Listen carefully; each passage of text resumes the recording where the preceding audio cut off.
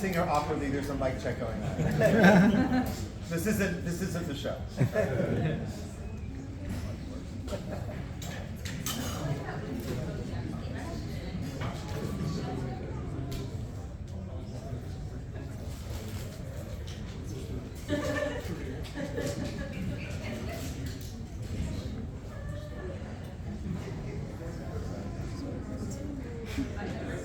You're gonna be in my social media. Is that okay? All right. Don't send me.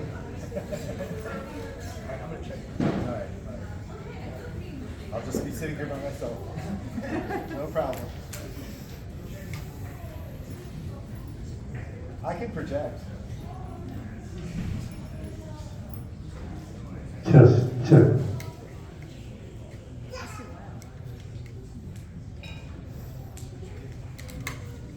Check. We can get you a can on a string.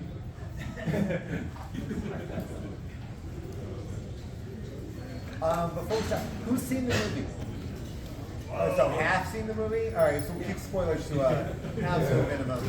So the only thing I want to spoil is that something takes place in the old arcade. I'm going to say that, okay?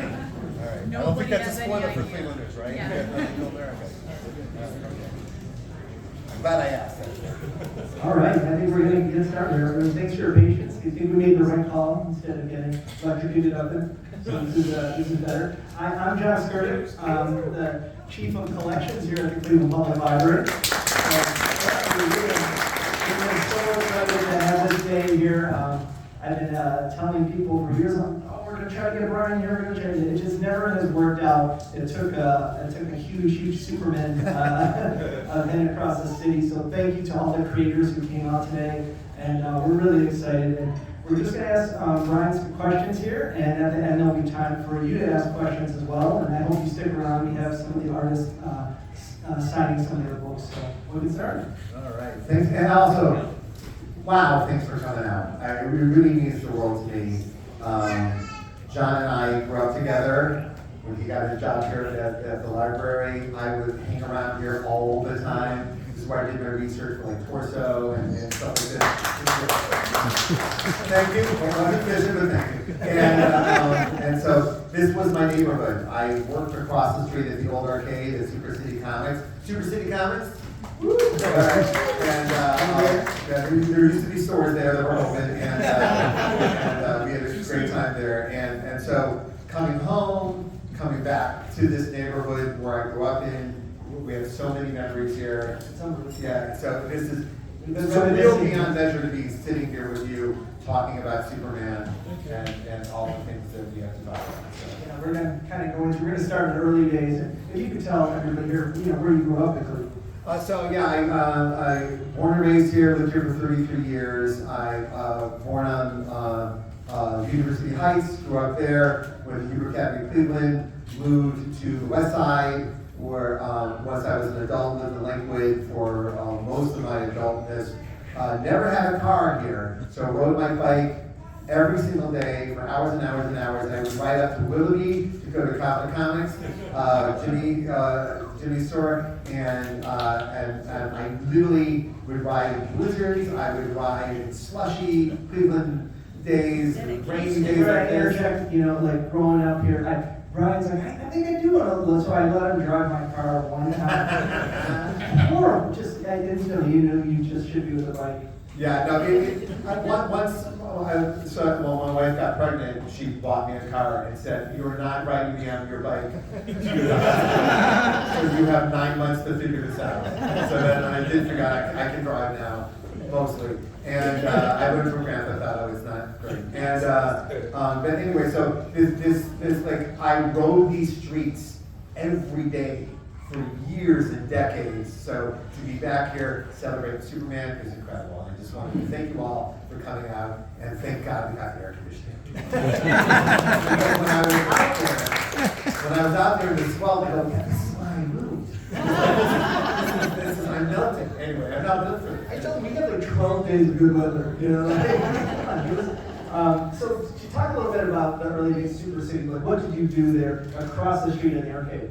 We stopped shoplifters from stealing the erotica comics in the back of the store. A lot of kids would come back and buy, like the cherry, what the names were, where the kids would like shove comics in their pants and try to run out of the store, and Jimmy would tackle them in the old arcade and send them other way. And but mostly, I must say, I knew I wanted to make comics at an early age. I figured out, like at age 6, as soon as I figured out, oh, there's names in the books.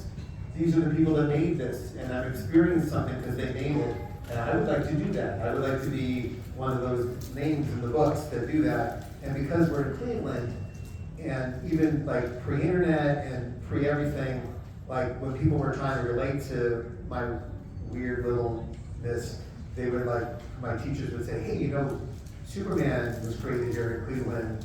And then we got older, Harvey Picar was like hanging around, and we would go to his signings. We were just saying, we went to the Red Star Cafe. Red Star Cafe, yeah. We used to do a lot of, in the West Side, Yeah, a lot of writing. so and we were huge Letterman nerds of the day, so having Harvey on Letterman would like rattle our brains. Yeah. And so like it certainly let us all feel like, oh, there's a road from where I'm sitting to there. Like there was a lot of people constantly reminding me like, oh, you can make your comics and you can get them done. Well, that's great, because you know, Cleveland has always been a comic town. It's very interesting, just like Portland is now. You were surrounded by, but when you talked about that, like, what was the first thing that said, okay, I'm going to go out and try this. I'm going to try my own book. Well, I had decided early on, even before I really understood anything about the business or the art form, I was just like, I'm going to make comics. So I just spent every day, all day, like I spent like a year and a half adapting an Avengers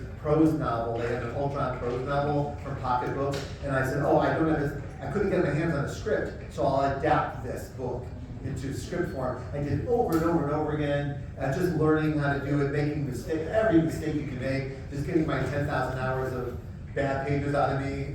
You know, I'm still working on that 10,000, but it's certainly like I knew enough to know you have to sit down and do this over and over and over again. And I did have the feeling to do that. And then I was going to art school. I got into the Institute of Art. They weren't wired for comics yet, but me and Michael Gatos, who co-created Jessica Jones with me, was there. He was a year older than me and kicking my ass and making me feel bad as an artist and ruining my life. And then we became dear friends and created a bunch of stuff together.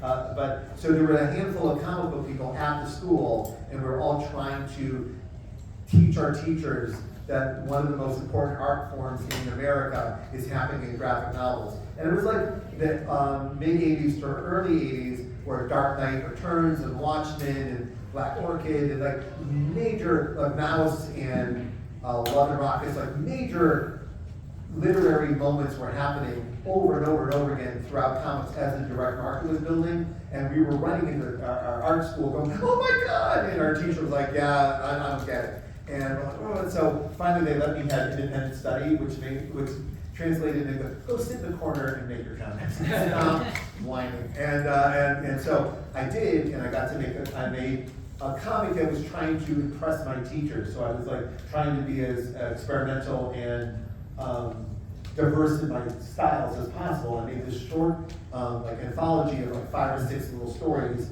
called Possible. If I do not buy it, and it was my first comic. And as part of my independent study, I sold it on the shelf of this comic book store. Now I met this comic book store because I was also art tutoring, which is ridiculous because I was not good. So I don't know why I thought I was tutoring somebody, but I was tutoring some people. One of the kids came in and said, "Hey, there's a store downtown that." You know that McFarlane Batman you have? He'll give you $50 for it. And I went, I need $50. So I went downtown and he haggled with me to, he goes, I'll give you $5 for it. I go, I heard 50. He goes, 25. I go, I heard 50. And then he gave me the 50 and goes, hey, do you want a job? And I'm like, yeah, it was good, I gotta get out of here. And he gave me the keys and left. And there's a person in the audience who knows that's exactly true. And did he, I don't think he asked me my name, which is really, first red flag. And I did. I'm like, I'm now working in a comic store. And Jimmy started working there, and we stayed at Super City for many years, making the store. And we had a community of readers coming in, and I got to sell my comic book to them, and I got feedback from people who weren't my mother. And it was not like people bought the book and told me what I should do. And a few people had said, hey, you know what? You should send this book into like Fantagraphics or Caliber Press. There was a couple of small press people that are publishing stuff not far from this, right? So I was like, all right, let me. And I sent it in, and 7 months later, I heard from Caliber and Fantagraphics about publishing it.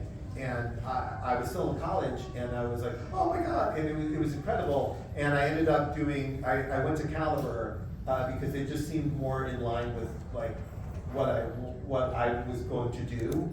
And I ended up meeting like all of my people there, like David Mack was just starting there, Mike Omen was just starting there, Mark Draco, like it was like everyone, because these all became like Yeah, my this is an amazing thing because, you know, this is pre-internet. You can find your team online. Yeah, now people, it's a little easier to like, hey, I like you. This is why, you know, like, I became friends with people. It's like, oh, this guy knows who Martin Scorsese is. It's like, you find your people, and you know, like, the library has always been great for that. We have kids coming in here, they find their clubs, they find their, you know, people who are interesting. And I always kind of shifting, like, you know, you're known for your very cinematic style, your writing, and if you could talk a little bit about like, sort of your dialogue, and when you got that gig, like, you know, kind of taking you up through to getting big at Marvel. Well, he's that's a lot of questions. But so we met around this time, Yeah. and then we became little film bros. Anyone got a little film bro you used to go see all the movies with? Yeah. And that was us. And we went to see everything. We would literally walk to Westgate with the buses and running. We'd walk to Westgate to see Natural Born Yeah, Killers. it's like, you know, like he's like, yeah, I've seen this great journey. Like he's like, I don't have money. Can you give me something for Mr. Hero? And, you know, and now, you know, it's such a wonderful thing. But, you know. Yeah, but we went to all the film festivals. We like most of our great movie memories are together. Yeah. Like we just discovered the world of cinema and storytelling together, and it was kind of amazing. It was amazing. Yeah, it shows in your work, and you know. Yeah, so everything we were absorbing, I was trying to apply directly to what I was seeing, and like writers like Richard Price. Like there were, and also I to rewind a little bit, discovered early that comics were what they refer to as a bastard art form, and that it is not a pure thing. And I remember we saw Sting, Bring on the Night, the documentary where he was quite arrogant in that documentary, but he said some excellent things, and one of them was how rock and roll was a bastard art form. That he goes, I figure there are people that they come and they do rock and roll, and they just imitate Elvis. It just becomes a lesser version of Elvis. Well, when people bring in like opera or country or jazz or R&B and bring it into it and find a new form, it always elevates. And then I was like, that's what comics is. Like comics isn't literature, it isn't screenwriting, it isn't prose writing, it isn't line art, it isn't photography, it isn't painting. It's all of these things. Any way you want to mix them up, you can create a new version of the Yeah, art. so you did, and you know, I have the people are saying, hey, ask this. I do have to ask. I want you to tell them when you started to find your style. You did very cinematic. Sort of, can you talk about the time you got me arrested by the Cleveland Police? So this is a true story. So I started making comics, independent comics, and I was finding my voice as a crime writer. And all my heroes outside of comics were crime fiction writers, like Richard Price. I think was like the person I was most trying to be like. And Richard Price really spent a lot of time telling people how much research he did. And you read like Homicide by David Simon, the book that made the TV show. David Simon created The Wire. But in it, you go like, I spent a year sitting in the police department in Baltimore, and here's my book, right? Like, oh, that's what I should do. I should go do research. I should do all this stuff. So I was doing research and meeting people and hanging around the police department and going on rides with people. And then, so I also wanted to do like photo covers because I was trying to cover up that I wasn't that good of an artist. And then photo covers are fancy. Look, it's a photo cover. So our friend Rona, I go, hey, will you be the model? And he was Goldfish. I had a character named Goldfish, and there's John was Goldfish. I go, you two will be on the cover of the book.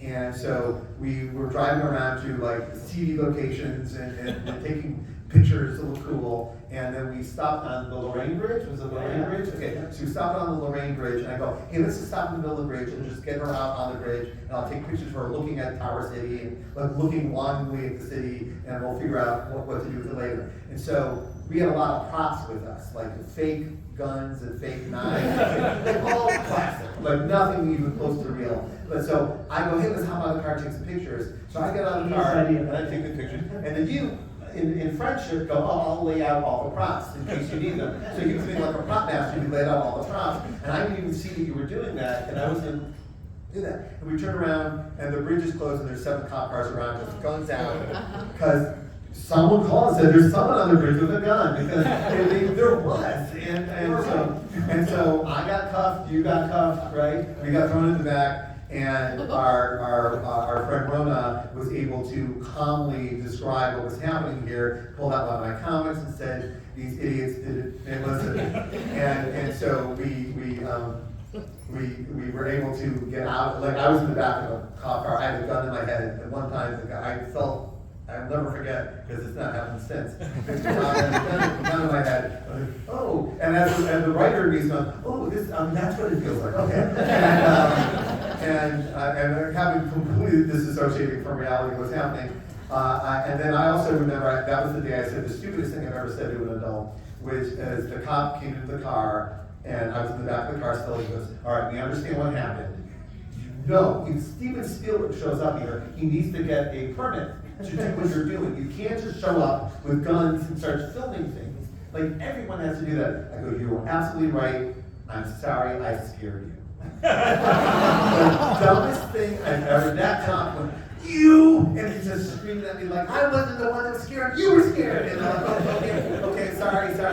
And then we get home, my friend Rona, who's still my friend, but that year, her mom said, you're done being his friend. Because I called our friend Mike Giacomo, who was part of, who was a great reporter for the Cleveland Plain Dealer, and a big part of the Siegel and Schuster Foundation, which is why we're here. And he was also a member of the Super City Comics hangout people, and I went, oh my God, I don't believe what just happened to me. We just got pulled over by the cops, and gun in my head, and put in the car. He goes, well, I'm gonna have to write about that. And I go, why? Nothing happened. He goes, it's a story, and I'm gonna have to write about it. And he goes, they should not have done that. There's things cops are supposed to do. They didn't do it right. I'm gonna have to write about it. I'm like, okay. And I'd never been in the newspaper. I'd never had an article written about me or anything.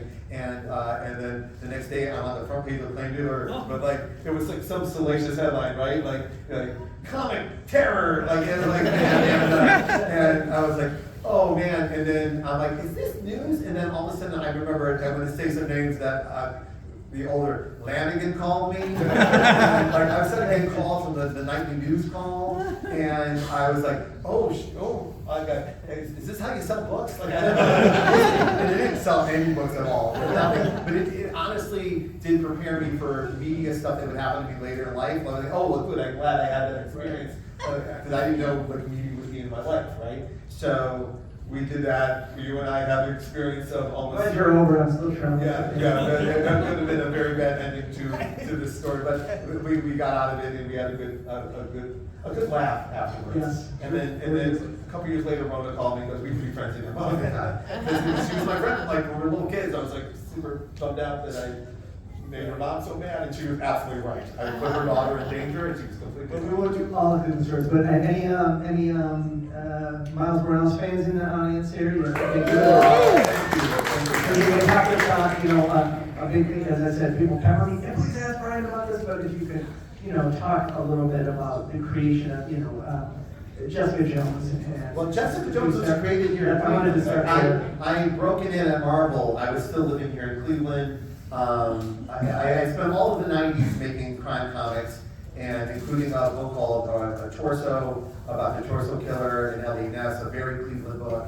And I did all this research, and I was working at the Plain Dealer for a couple of years doing their Sunday strip in the Sunday magazine. So I had all this access to media and stuff and research. And I stopped trying to like audition at Marvel, because I got to a place where I was looking at myself going, Marvel doesn't do anything like this. Why am I bothering them? Like, why? I was like submitting everything I did to them, and they're like nothing, because they like, and then I stopped, and I just this is the path I'm on as a creator. Just follow that path, and then just so happens that things were going well with that book, and one of my besties, David Knack, got the gig writing Daredevil, and someone I had met on the road, we became very close friends, and of course I was like, hey, show them my stuff. And one day I got a call from Joe Quesada, who had read my work and invited me to come in, and one of the first things they offered me to do was to create a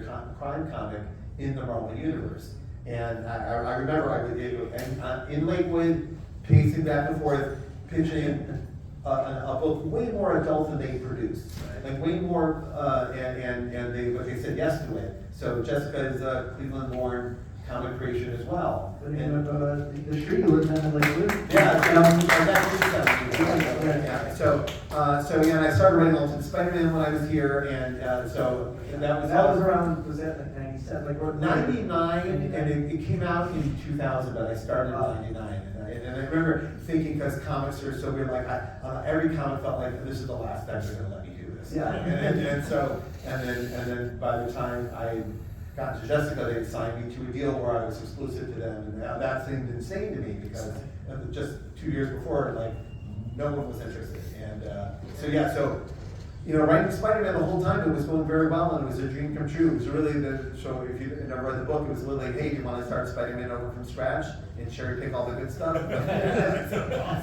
and so I got to do that with an excellent artist, and it really, just everything I learned all through the 90s was coming to fruition on this one book. There was a lot of books before that happened. Yeah, no, a lot. And so when Miles came out of, we were sitting around Marvel at a retreat at a lunch one day, and what I love about it is that we weren't panicking. Like sometimes when you're creating new stuff, it's like, oh, it's not working, what else we got? And instead, everything was going well, but what aren't we doing right? Like, what's missing? Like, what's going on? And we started talking about just the legacy of Spider-Man, and like him being Caucasian seemed the least, like he's from Queens, he lives with his aunt, and he's a science nerd, and like none of it felt like it was actually speaking.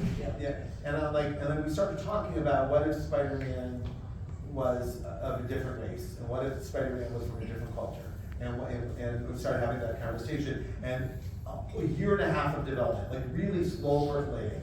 Miles Morales came out of, and at the same time, we knew we were going to have a multiracial family, and I started consuming media in a different way, and it kind of saw what was missing. It was clearly missing, and that was all part of the creation of Miles into the world. And then like it was so funny, because I hadn't looked at the original script in a long time, but during the pandemic we were like auctioning off a lot of stuff for charity, and I printed up some scripts to hand out to people for a thing, and in the script it says at the last line of the script, and his name is Miles Morales, that's it, argument over. And I don't remember what the argument was, but I put my foot down in script, which is such a funny thing to do. And I'm like, I looked to see if there was a list of names or something, but I do remember like some people were throwing out like weird names that I didn't catch, and so I landed it there, and so it's in the script, and I, knowing all of the things that could go wrong with like no one was going, oh, Peter Parker's so over. Like no one was saying that. So me coming in with this character could have been a minefield. They were saying different things though, like wasn't there some controversy in early Yeah, days? They caught quick. I know that. Yeah, we got dinged pretty hard by what you don't want to say. Yeah, you don't want to say like everyone who doesn't like your work is like racist or something, but like there was like actual racism, like you're really not hiding what your problem is here, and like I can't relate to you, and I'm sorry, and maybe if you read this book, maybe you'll open your eyes to different ways to see things. I just ask you because every artist, Superman, some people are still bringing up the new movie, Yeah, no, there's always like, and I had it with Riri Williams as well, and Jessica. There's always some. Don't do that, and I'm like, no, don't worry about it. Yeah. Go read something else. And often to the point now where when I get dinged with stuff like that, I'm like, oh, is it going to be hit? Because like every time I get dinged, it goes, because Miles, it was so weird. It wasn't Alex Jones. Who's the other guy? Bill Riley. Not Bill Riley. Because of the G. And Glenn the Beck. Glenn Beck. Thank you. Glenn Beck went on his show and said that I created Miles Morales because Michelle Obama hypnotized me. I swear to God, I'm not misquoting. Creating a gay black Spider-Man. And he wasn't gay. They just had that on for whatever. And this was so idiotic. It was so weird, and it was so feverish that Jon Stewart, all the other shows, Stephen Colbert, did pieces about Miles Morales to ding Glenn Beck because he's, it was such an easy thing. So we got an insane amount of press for Miles Morales, so we would not have gotten, it just would have been another comic. But it was like I'm sitting there, just on the home drawn, and all of a sudden, they're talking about Miles on the Daily Show, and I'm like, and I know there are people who think the radio is talking to them sometimes. And they're like, oh, am I having one of those? Am I having a break? And I'm just So you're saying Glenn Beck kind of helped out? No, I said it publicly. Glenn Beck is the reason Miles Morales became a movie. Yeah, 100%. And what was good is that that kind of controversy in press can get people's eyes on it, but the story has to mean something, or it won't land. It won't matter to anybody. So I was grateful that we had done so much time and research in care and love into Miles and his family and what his point of view of the Marvel Universe was. That was a big thing, is that he has a different point of view than Peter Parker. Yeah. He had, and it was even like I discovered working at Marvel all these years that. And I remember early on, my editor said, hey, what's your relationship with your father? I go, I have no relationship with my father. Oh, you're going to do great. And I go, oh, why? He goes, well, Stan has father issues. And I go, oh, you're right. Every father in the Marvel Universe is either a villain, was killed by the villain, or killed because the hero didn't do what he was supposed to do. The father's always gone, right? And then years later, I even discovered, if you read Danny Fingeroff's book on Stan Lee, that Stan Lee was forced to go into the city of New York and work for his uncle, the publisher, at 16 years old. And his uncle was mean to him. J. Jonah Jameson, anybody? So Peter Parker was Stan. That was as close to him as any of the other characters, but he never said it out loud. He never went around and goes, yeah, it's me, but it's a lot of him, right? And so I went, well, what if there was a superhero in the Marvel Universe whose parents were alive, well, and loved shit out? Like the whole, if Peter can get away with it, Aunt May is always busy or in the sick bed, right? And what if mom wants you home by 5? And if you're not home by 5, she's calling everybody, right? And so we that seemed more of an obstacle for a hero, right? And so we brought all this with us to Miles, and I was so, and still remain so grateful that it was met so warmly, and the people who found a connection to it were more vocal than the people who were mad about change. And I love seeing kids still coming here all the time. It's the #1 Halloween. It's just such a wonderful thing for our community here. A hug that never ends in my life, and it's one that we just made a comic, and the movies are made by wonderful creators. There was 1,000 animators on the last Spider-Man movie, and they all did the work of their life. I had nothing to do with that. It's just I'll sit the rest of my life going, why here, why this? It's just incredible. Right. And then the video games as well. A lot of adults don't know. The video games outsell the movies 10 to 1. More people have experienced Miles as a video game character than they ever will in other media, and they're the best. They're best fans of Miles. They've been in his shoes, literally, and so it's. None of this was planned. You were there when we were planning. There was no Marvel Studios. There was no superhero movies every 8 weeks. There was no Disney Plus with streaming TV shows. None of this existed, so it wasn't a dream of ours, right? It was. I just want to make good comics, and I really hope they work out. We used to talk about, God, we could have one good comic book film. Yeah, like one more. Like we had like Richard Donner Superman, like just one more. 38, Yeah. yeah. And we all went to see Dick Tracy at midnight with our t-shirts.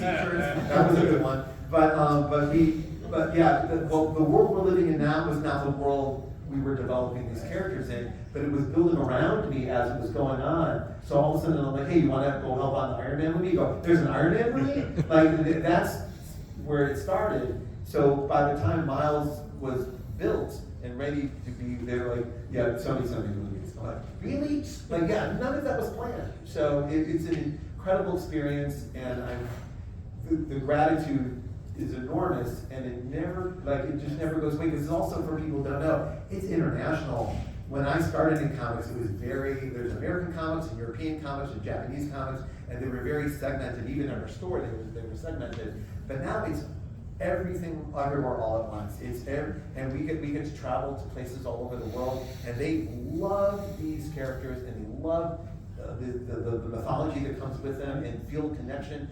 And I've been a couple of times brought to places specifically because the governments aren't getting along, but the culture is where the people are really connecting, right? We made the right choice. And so I think having that experience is enormous, and it does fill you full of the Spider-Man theme of, oh, you have a responsibility here. You don't suck. Like there's people reading these and taking them more seriously than even you are, and you did that. Well, I'm going to do a couple more questions because we're here for Superman Week. And oh yeah. Before we open it up to, but so you leave Marvel and you go to DC, and then you write Superman. Can you talk a little bit about? You're gonna like this, because so the plan. It was like working in Marvel or DC. It's like being I figured out late. It's like being a cast member of Saturday Night Live. Like, it's not a permanent thing. It's something you can spend your whole life building towards. Oh man, I hope I get to be on Saturday Night Live, right? Knowing that, oh, and I hope I get to stay more than a year. And oh, I hope I get to make a living, and to the point where, and then I can do something and then use that to like build on to whatever the next thing is. Like, you're like, oh, I want to be a TV star, I want to be a movie star. Like, you see like so many people, like, it's the only other job I can think of that's like our job. So I stayed a long time. I had a Kenan Thompson 20 years ago. But I knew, like, even like every couple of years, I'm like, should I leave?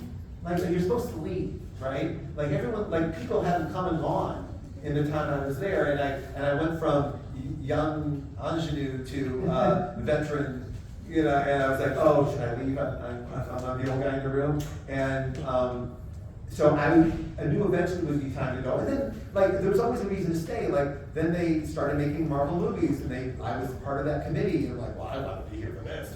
But we're making an Avengers movie, and so I stayed as long as I could. And I knew it was time to go. And at the same time, DC had reached out to me and said, hey, come do this, come be part of this. And I had a meeting with Dio, and I had to make a choice. And originally I was going to do what I'm doing now, which is just start my own stuff. Just start building my own stuff and use everything that we built to make that stuff happen. And DC came up with a great offer. It was really, really sweet. I was like, oh, should I don't know what to do. And I came home for my brother's wedding.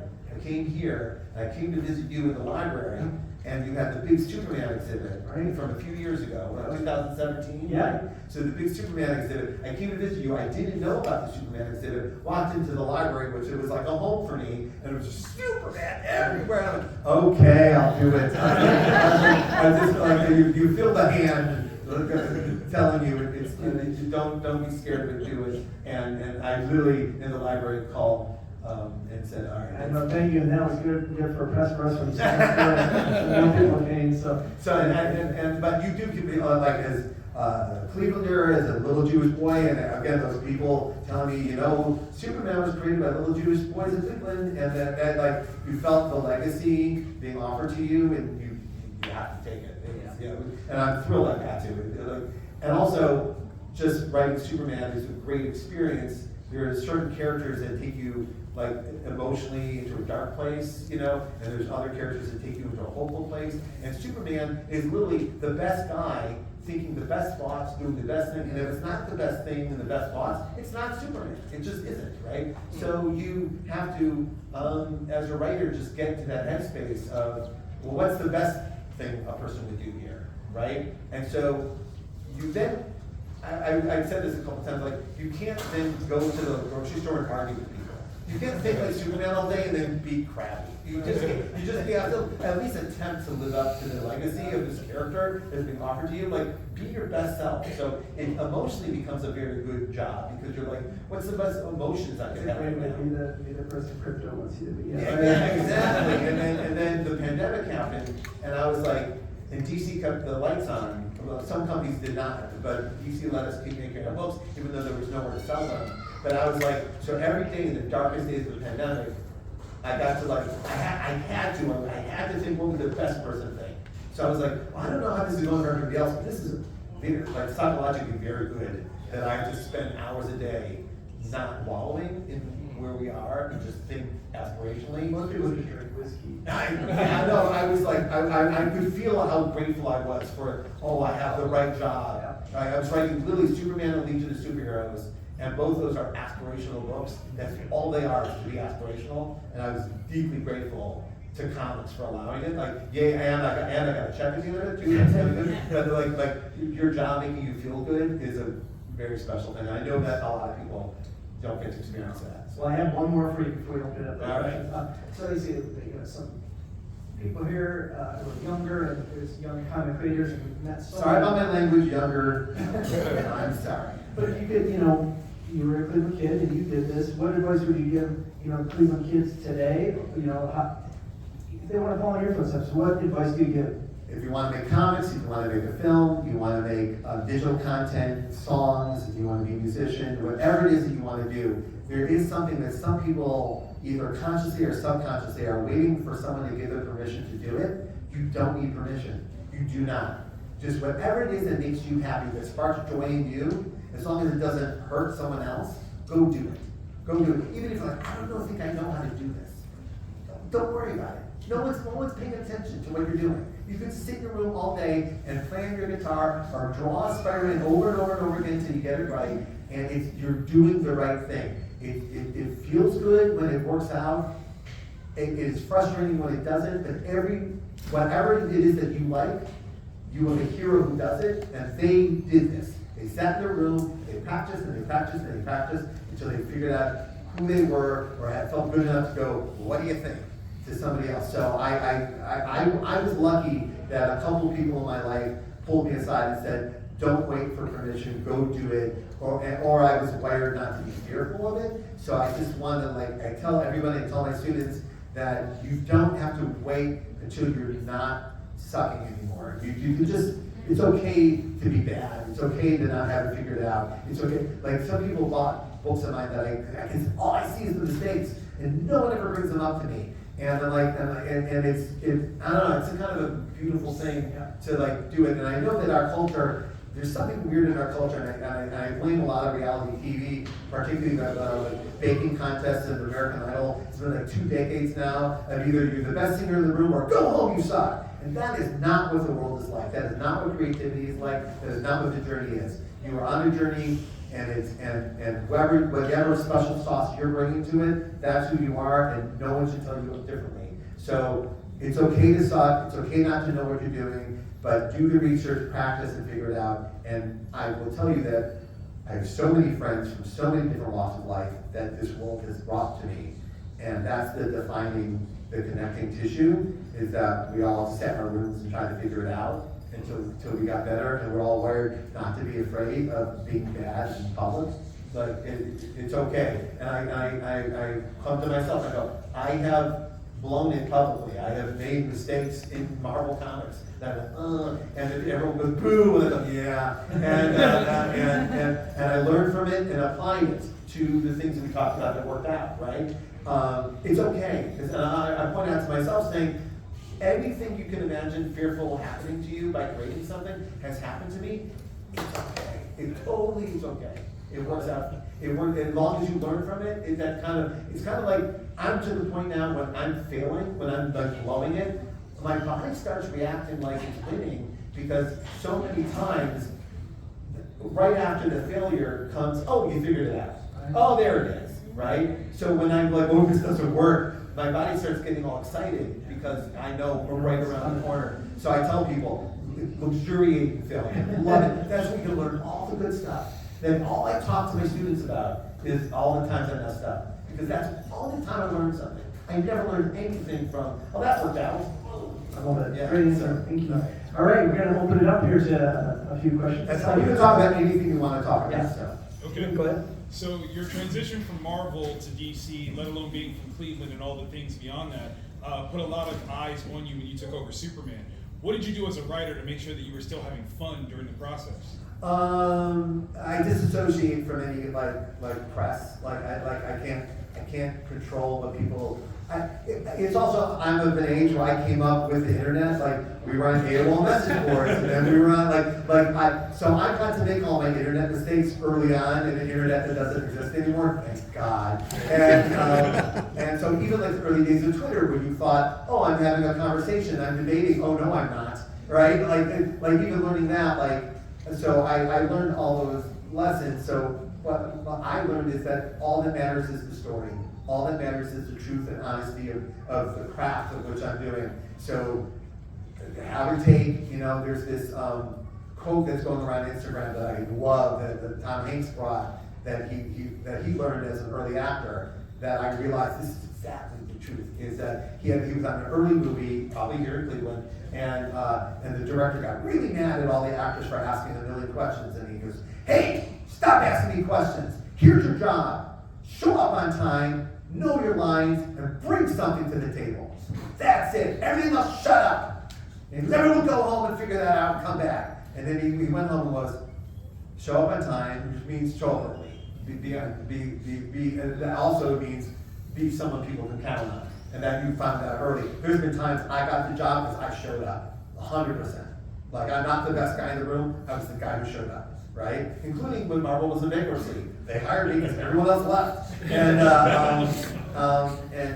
know your lines, which means be prepared for the situation. Whatever situation you're coming into, research the other people in the room, figure out what's going on, and then bring something to the table. Is what do you have to say about Superman that no one else brought, right? So I was really focused on the truth element, because not unlike today, there were people having a really rocky relationship with truth and it's and what it means and how you're getting it, who you're getting it from, and so I was like, oh, this is a character who represents truth and justice, and these words are really under attack, and their meanings under attack, and let's explore that. To the point where I got to, why am I pretending to be Clark Kent? That's not truthful.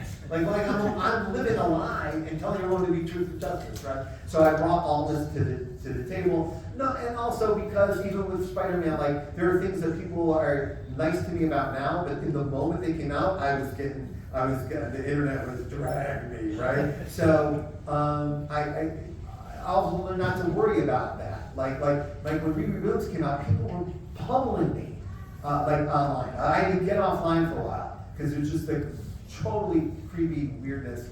And then now she's the #1 show on Disney Plus. So what? Okay, that was a plan.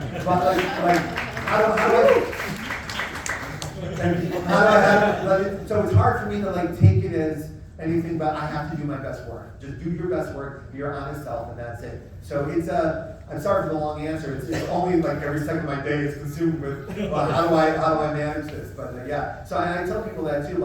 Hey, this happened to me. Don't worry about it. Just do your honest story. And once the work is out there, it has a life beyond you. Even when we're making independent comics, you don't know who's going to pick them up. I remember I had a book that sold 800 copies, and I got a letter from Germany. Hey, I bought your book in Germany. I'm like, there's only 800 of them. I have one in Germany. But you realize it takes a life on its own. Sometimes in a big way, sometimes in a small way. Let's let the work speak for itself. And that's your statement. Don't argue online about it. Just make your statement and let the chips fall where they may. Was that the answer to your question? Totally. Okay. All right, you right here. Please. You mentioned how you're very interested in movies and stuff. Were there any specific movies that inspired your work? Oh, so many. So I came up with Scorsese and Spielberg. I'm a Spielberg baby. Early Spielberg. I was 10 years old, watching Star Wars and Close Encounters going, oh, what's happening to me? Like cinema was changing as I was at that age where, oh my, and I know it's happened to you too at your age. Like there's stuff going on in the media right now that's way beyond what was even going on 5 years ago, right? So these things were not only, and also I gotta tell you, George Lucas and Steven Spielberg, people forget, not only did they do the greatest magic tricks of all time, they immediately told you how they did it. Like, you're like, hey, look, you want to see how we did the land speeder? Like, oh my God, that's amazing. Like, they told you the trick. So you feel like not only were you showed a great magic trick, you might be able to do it too, right? Like it's doable. We're just out here in the desert figuring it out, right? So, and also Spielberg was very good. I just rewatched it because I did that blank check, but there was a Raiders of the Lost Ark making of where they're on the set in like 1979, and Spielberg's like, I don't got this. I don't know why we're here. I'm embarrassing myself. My friends are going to kill me. He had total imposter syndrome in the middle of making his masterpiece, right? But he was sitting there in a kind of way that they would never show today. There would never be a director going, like the director of Doom going, no, they would cut that out. But back in the day, seeing this master filmmaker spinning was very inspiring to me. Like, oh, everyone feels this way. Like he's there right now with Harrison Ford looking like that, and he still feels bad. Okay, this is part of it. So it was not only lessons in, wow, look at how these films are structured, but how they're handling themselves as creators, and how like finding out that Steven Spielberg's major inspiration from those days was Chuck Jones, the guy who made the Bugs Bunny cartoons, and they used to hang out with Chuck Jones all day long. You can read about it. There's books about it, about their friendship. Can we get those books? Anyway, so, but like when you watch Raiders of the Lost Ark, there's a lot of Bugs Bunny in Raiders of the Lost Ark, and you're like, oh my God, you see how people can bring stuff into their work that what other people wouldn't. So that's what inspired me. When we started going on a tear, Soderbergh was a big one for us. There's a movie called The Limey, which you haven't seen it. When you're older, you'll see it. And it was a movie that broke the structure of time and space. It was told out of order, and I was like, oh, can you do that in comics? Can you tell a story out of order and not lose people's attention? And my Daredevil run is completely inspired by the Limey, like to the point where I'm a little embarrassed about it now. But you can't help but be consumed by, can I do that too? So the little things, big things, all the things. Yeah. But then I found out that I was also responding not to just movies, but actually art of cinematography. Like this was the images on the screen and how they're lit and how the lighting and the color theory, it was very similar to what comics means. And a lot of my favorite comic book artists were also inspired by these people. Like Steranko was very inspired by Orson Welles. So you go, and then I have to go study Orson Welles. And then also a lot of my heroes would then tell you where their heroes were. So Frank Miller, I was upset, like Frank Miller's Daredevil was coming out while I was in high school, and then he would go, Will Eisner, oh, who's Will Eisner? And then I would go, then they would take me there. So often, almost to an annoying degree, when people ask me questions, I go, Bill Sienkiewicz, Walt Simonson, I start saying names, because I would love for you to discover that. Yeah, so. Good question. That's the shortest answer I could possibly give. Thanks. So, how do you take a character like Superman or Spiderman and keep their core ideologies while still making like Miles Morales, right? Someone who speaks to so many different cultures and so many different. I'll tell you, because I have a lot of stuff that's creator owned as well, which is stuff you like build from scratch, like stuff that like me and my friends have built whole universes from scratch. And sometimes writing Superman or Spider-Man feels a little bit like cheating, because here's Spider-Man. The theme is, with great power comes great responsibility. Go. You're like, well, that's the hardest part, is the theme. And like you're giving me a theme to dive into. Like, what's my relationship to responsibility, right? That part, it feels almost like cheating. Like you know what the good version looks like. And you know, also, because these characters have been around a long time, you've also seen some bad versions of them, right? In all kinds of media. So you kind of know which ones you like, right? And like, okay, don't do Quest for Peace. Don't do Superman 4, do Superman 1. No offense if you like Quest for Peace. Even though I did put Nuclear Man in my run. So it's really like even going back to often for me, it was like my biggest problem was when I got Daredevil. Like Frank Miller's Daredevil is like my Bible, so like my first instinct will just imitate that. And like, no, the lesson of Frank Miller's Daredevil is he did something different. He did something else, right? So that's the lesson, right? And we learned this, like Hollywood always learns the wrong lesson from a hit, when something's a hit. Like, it happened recently. Barbie's a hit. We just read the Hungry Hungry Hippos. You didn't learn the right lesson. And it happened even like Michael Keaton's Batman came out, and we thought as fans, oh, here come the superhero movies. That's not what we got. We got The Shadow, we got The Phantom, we got Dick Tracy, because, oh, you kids like 1930 pulp heroes. No! Like, you're missing, like, there's always the wrong lesson being learned by Hollywood. So we as creatives try to really, like, focus on what the right lessons are. So aspiring towards the best version of these characters is both the hardest thing in the world and kind of the easiest thing in the world. Because someone already showed you it could be done, so just do that with your version of it. So, yeah, I hope that's and every character comes with their own problems and solutions, right? Like, there's no catch-all for all these characters. In fact, I couldn't believe how different it felt writing Superman than it was writing Spider-Man. Like, you're still typing 22 pages of script, and the story has a structure, but everything else about it felt like so different. I was like, wow. And I was even kind of prepared for it, and I wasn't prepared for it. But with Miles, even to answer the question you actually asked, it was a yes ending of the Spider-Man idea. What if you took, like, he's gonna find out, like, that's what I figured out was, Peter's gonna tell Miles, with great power comes great responsibility. What does that mean to you? This kid who lived a completely different life than me. Everything about your life is different than mine. What are you gonna do with it? And that gave me a great road to and once I had that figured out, that's when I said, I'm ready to do the book. Like, I know what the book is. Right? And it was really for Peter to become the Uncle Ben character for Miles. Like that someone's going to tell you the truth and leave, right? And now figure it out. So that's where it came down to. I think she was back in the back there. Hi. That's I you. think so. We're trying to get some back. Hi.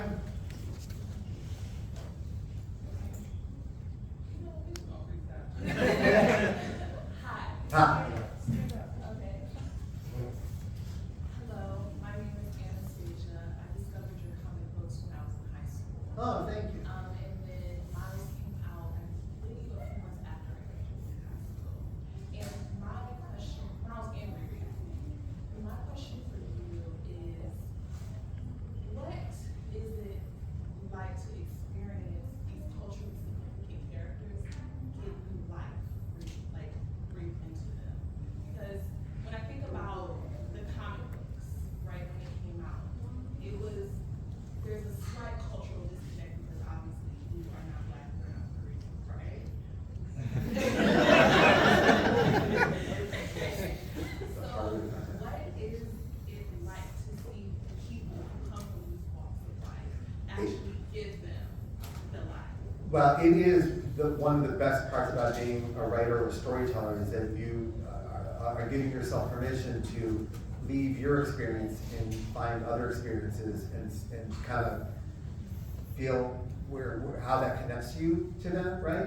And it's so funny, like the character I've written that's so far from me is Daredevil. Like Matt Murdock is a Catholic, Jewish, handicapped, blind, sort of, because he has superpowers, and as a lawyer, which I would never be, right? So everything about these characters completely different. It's just an example. There's many, many characters that I've written that are like not me, but I find myself attracted to them or pulled towards their experience, and I don't know why, but I'm gonna figure it out while I'm there. And I've written characters of almost all walks of life,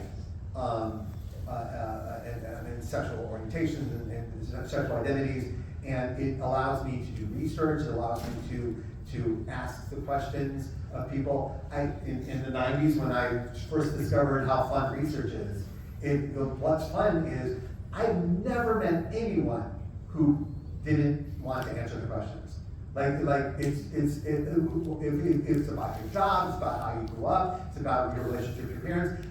People are dying to give you truth, because they would like you to take their truth and make something truthful out of it, right? So I'm a little addicted to it, honestly. I'll put myself in a situation, well, now I have to go find out how to do brain surgery and go and talk to people. But I found it out. It was so funny. Like, I remember, like, when I started making crime comics, detectives, and they would immediately, as soon as I found out I was writing something officially, go, oh, can I teach you how to hold a gun? Because I'm so sick of actors going, bam, bam, like that. That's not how you hold a gun. Like and doctors get so mad at ER, even though there's ER doctors on the set of that show. They would be so mad about like how like something going on in the pit. They go, that's not how we do it. And so I get, I don't know.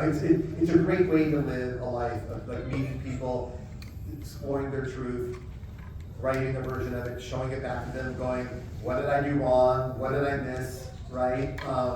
And I have now a collection of people in my life that are excellent at their jobs or have interesting lives that have inspired me or helped me, and I know I can count on them to tell me if I've done something right or wrong. And I've also learned when someone tells you that's wrong, you listen to them. You've not lived this experience. And and also, like, I figured out with Miles, like, I wrote as much truth as I had in me and as much as I could explore, and then got to hand it off to people who lived a life closer to his so they can bring their absolute truth to the character. So I got to have my fun, and then it keeps going. It keeps building. Like Cody Ziegler's writing Miles Morales right now, and it's like, oh, it's so great, and it's so good, and it's so a place I could not have gone there myself, and I'm grateful. And it's also like, I was writing Miles during the Obama administration. It was, for those who remember, a very different world than the world we live in right now, and we had different conversations about a lot of different things, and Miles was reflecting some of that. Not a conversation I would have today or be interested in. So it just, things evolve and change as we go, and the conversation and these characters evolving with it is part of it. Peter Parker used to wear disco suits and go to the discotheque back in the 70s. These characters evolve with the time, and that's part of it too. So, you know, a lot of people say, write what you know, and I'm like, yeah, I've learned through years that there's a truth to that. There's also, you don't know what you know. You don't know what you don't know. And sometimes, like for a creative journey, is you're going exploring into humanity and trying to figure out some of that magic about other things. And then the best part is you get to figure out, like you meet, like I was raised Jewish, right? And then I meet a family from Ethiopia who is living a very similar life and energy to our life. You would not have imagined that the relationships are so similar, and they absolutely, you get to find what's different, but what's similar in these situations, and that's where that's why I find the magic sparks for me. I just wrote a book with Michael Bendis called Pearl about a Japanese tattoo artist who's like originally I was just going to write about being a tattoo artist because that was a art form I didn't understand, but I live in Portland where all my friends are head to toe tattoos, right? But I grew up Jewish where they don't get tattoos, you don't get tattoos because you're Jewish. So it was always like a provoking thing for me, yet now it's a way of expression, and the culture is all over the world, it's a major part of expression. So I wanted to explore art forms that I didn't understand personally, because I work in an art form that some people don't understand, right? And it's frustrating. So I find myself, and then I was doing the research, right? I was going to tattoo parlors all over the West Coast, and there was one in San Francisco, and I was in there, I introduced myself, and I say, hey, I'm doing this, and they go, oh yeah? Her mom's in the Yakuza. And I'm like, oh, now I'm writing about that. I can't not write about it. Like, I'm a crime writer. I can't write about it. So it became about that as well. And that's all the exciting parts. Is that you get to go exploring and seeing things through different eyes and how it connects you. Long answer, sorry. It's a very complicated thing in my life that I take very seriously. But I will say that you don't want to just write about yourself because, but by writing about other people, you get to find out more about yourself too, if that's a journey you want to be on.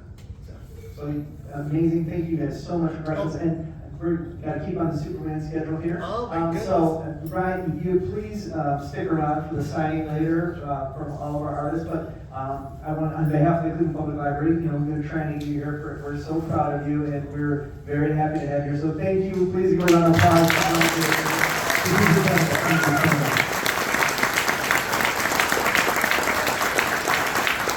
Thank you, everybody.